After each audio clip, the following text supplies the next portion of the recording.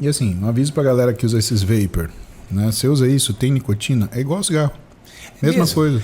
O crime da mala não é só o monóxido de carbono, o alcatrão, o alcatrão e todos os poluentes. 1.500 substâncias cancerígenas. Isso. Não, é a nicotina. Essa é a venda do vapor, né? Cara, tipo, abandone 1.500 substâncias cancerígenas. Mas você fica com a nicotina que frita o seu pâncreas e frita o seu músculo. É sério? Sério. A nicotina, primeiro, ela é vasoconstritora no sistema periférico. Pra galera entender o que é vasoconstritora. Você fecha a irrigação sanguínea de músculos, por exemplo. E outra coisa que ela faz, ela bloqueia a produção de insulina. Então ela dá um sinal catabólico para o músculo. Por isso que o pessoal perde a fome?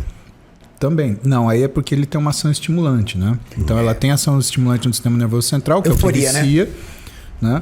Só que aí ela tem o efeito metabólico dela, né? Ela piora o metabolismo do músculo porque ela impede a liberação de insulina e ela piora a circulação muscular. Caraca, velho. Então você imagina o coração de quem fuma, né? Ele tem perda muscular por conta da ação de diminuição da irrigação e tem perda muscular por causa da diminuição da ação da insulina no músculo. Né? E não importa se ele está fumando um vapor, se tiver nicotina... Cara, tem nicotina, vai fazer isso. E aí o que é pior, né? Quando você faz as equivalências entre o conteúdo do vapor e um cigarro, muitos vapors, eles têm líquidos que a concentração de uma baforada é um maço de cigarro. É muita coisa. E o cara fica lá... esses vapor aí... E aí que ele vicia ainda mais, né? Eu vi uma pesquisa agora, não sei se é real, porque eu vi na televisão, de que usar o vapor excessivamente estava dando gordura no pulmão. Gordura no pulmão. Putz. E você sabe qual é o problema do vapor? O cara, ele volta a ser incluso na sociedade. Porque hoje, vamos combinar, eu acho que não existe cara que sofre mais preconceito na sociedade que o fumante. Né? Esquece. Tipo, se você estiver num restaurante, você sair do restaurante, acender um cigarro na porta do restaurante, num ambiente externo, todo mundo vai virar e olhar pra você. Do tipo, tá acendendo um cigarro, cara. Entendeu? Hoje o mundo não é mais pro fumante, do cigarro. Só que o cara no vapor, o que ele fala? Pô, tô cheirosinho. Não pegou na minha roupa, não pegou no meu cabelo. Eu vou chegar numa menina, ela não vai me sentir com aquele bafo azedo de cigarro. Exato. Tô bonito. E aí ele troca rapidamente porque ele ainda tem a ação da nicotina, que é o componente que faz o cara, um dos principais componentes que faz o cara literalmente viciar no cigarro. Tem pessoal aqui no chat perguntando bastante que tem como chama? Não é óleo? O juice. O juice do vape que não tem nicotina. Que é só para fazer a fumaça. Então, mas esse não deixa de dar gordura no pulmão. O problema aí é o veículo, né? Você tá usando você está usando um veículo, né? Oleoso. Esse óleo que dá gordura. Que ele, inclusive, né? Ele cria lesão celular, né? Então tem gente com, cara, faltando pedaço do pulmão com esses negócios. Imagina, Muzi, você fazer com que uma substância oleosa se transforme em algo gasoso. Você aspira aquela substância, rapidamente a tendência dela é deixar de ser gasoso e voltar para o seu estado original, oleoso.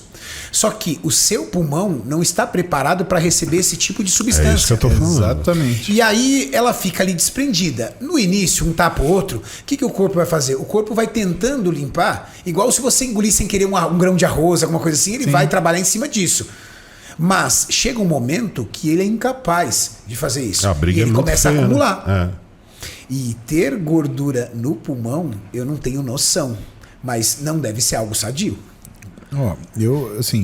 Isso eu não vi, Júlio. Vou até estudar para dar uma olhada. Pode olhar que eu vi essa reportagem aí. Agora, o que eu te falo? Qualquer coisa que você coloque em contato com o alvéolo, duas coisas vão acontecer. Você vai ter agressão celular e, segundo, você vai ter diminuição do que é a sua troca gasosa. E o grande problema é que eu vejo a galera do vapor, não é que nem cigarro, porque o cara pegava, fumava um cigarro, saía fora, e dali 1 hora, 2 horas e fumava outro. O cara fica com o negócio na mão direto. Bobeou, Cara, sabe, será que você... É como se você usasse muito mais do que um cigarro. Então você, tudo bem, tira as 1.500 substâncias cancerígenas, mas você tá botando... 5 vezes, 6 vezes, 10 vezes mais nicotina. Exato. Porque, um cara que fuma absurdamente cigarro, ele chega em 2 maços de cigarro. Fala, cara, esse cara fuma pra caramba, fuma 2 maços de cigarro. Num vapor, você coloca a concentração que você quiser de nicotina, porque não é uma substância natural. A adição é artificial. Você pode Você colocar consegue colocar a concentração que você quiser. Olha só que interessante, o Júlio colocou aqui. Cientistas dos Estados Unidos encontram células do sistema imunológico com gordura nos pulmões de pacientes vítimas de misteriosa doença do cigarro eletrônico. Isso eu consigo te explicar. O que é isso? Célula inflamatória é macrófago. Macrófago é a primeira linha de defesa que a gente tem quando a gente tem um corpo estranho, né? Então, o que provavelmente acontece? Você tem a inalação daquela gordura, daquele líquido que é um derivado de gordura, né? Ele vai ficar líquido de novo e você vai ter migração de macrófago para tentar engolir aquilo, para tentar limpar teu corpo. Uma absorção. E nessa, né, o mesmo mecanismo, por exemplo, dentro da sua artéria é o que causa o ateroma, né? Então, o que é o ateroma? O que é uma coisa aterogênica? Você tem um aumento do seu LDL, né? No caso do cigarro, por exemplo, o LDL ele aumenta em quantidade e diminui em tamanho. E ele fica super inflamatório. O macrófago, ele é como se ele percebesse aquele LDL, não mais como LDL, mas como um organismo ou como uma substância ameaçadora. Ele vai lá e engole essa moléculazinha de LDL pequenininha. Só que o problema é que tem milhares e milhões.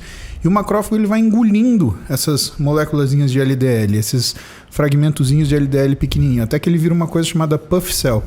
Meu Deus. Ele degenera e vira o que a gente chama de célula de espuma. Só que o macrófago, ele consegue atravessar o endotélio, que é a primeira parede do vaso. E aí ele fica entre a muscular e o endotélio. E esse espaço ele vai dilatando. Só que não dá para empurrar a muscular. Então o que ele empurra? O endotélio. E isso vai fazendo a placa ateromatosa, que vai fechando o vaso. Isso tem sinal inflamatório. O que o corpo faz com aquilo que ele não consegue remover quando ele inflama? Ele calcifica, e aí vem a placa calcificada. E aí, num belo dia, num batimento cardíaco, num batimento da artéria, porque a artéria ela contrai, você tem a fratura dessa placa. E aí, é como se abrisse um flap.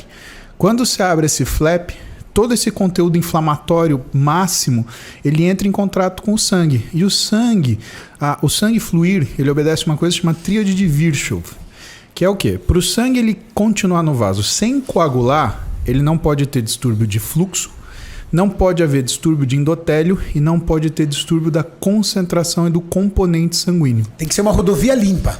Então, quando faz esse flap e expõe esse conteúdo aterogêneo, esse conteúdo do ateroma, né, você tem uma mudança do endotélio e você tem uma mudança de fluxo.